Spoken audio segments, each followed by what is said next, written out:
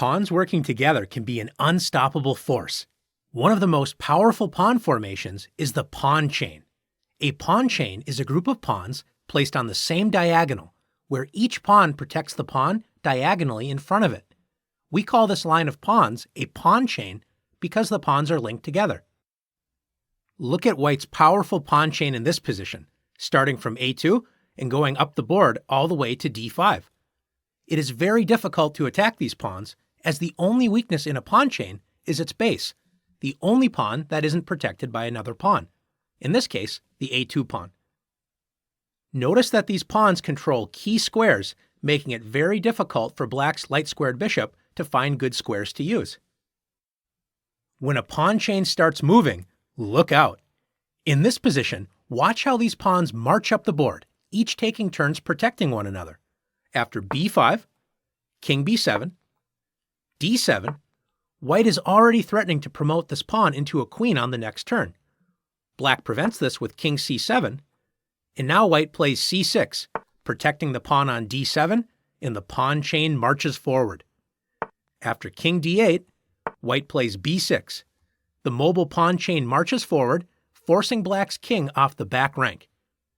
After king e7, b7, Black cannot stop White from promoting the pawn into a queen on the next turn. After king d8, b8 equals queen, check. Black's king was no match for White's mobile pawn chain. Do not underestimate the strength of a pawn chain. Even two pawns connected as a pawn chain can outpower a piece as strong as a rook. In this position, Black attacks the pawn on b7 with rook b8. Is White's pawn doomed? Not if White plays a6, forming a pawn chain that will overpower Black's rook.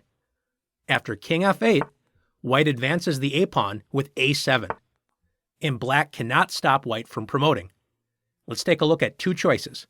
If Black captures the pawn on b7 with rook takes b7, White simply promotes to a queen and forks the king and rook with a8 equals queen.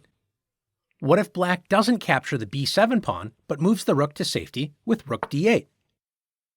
White now advances one of the pawns into a queen, let's say b8 equals queen, and after rook takes b8, White's second pawn recaptures the rook and promotes into a queen with a takes b8 equals queen. Two powerful pawns overwhelm the Black rook. What happens when both sides have pawn chains? Look at this position. White has a healthy pawn chain from f4 to g5 to h6, and Black has a pawn chain on h7 to g6 to f5. How can either side attack these strong pawn chains? Remember, a pawn chain's weakest point is the first pawn in the chain, known as the base of the pawn chain.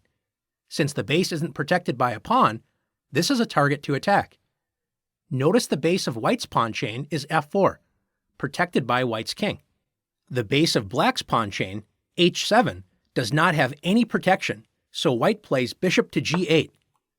Black is helpless in preventing White's bishop from capturing all of Black's pawns. Let's take a look at one more position together. It is not always practical to attack the base of the pawn chain. Sometimes you have to challenge the pawn chain head-on. In this position, notice Black has a strong pawn chain, b7, c6, d5, e4.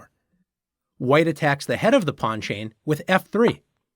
If Black does nothing, White will win the pawn on e4 on the next move, as the f3 pawn joins both the knight and the queen in attacking the e4 square. Black only has two defenders, the d5 pawn and the f6 knight. After e takes f3, Black's pawn chain is shortened and the head of the pawn chain is no longer taking space in White's territory.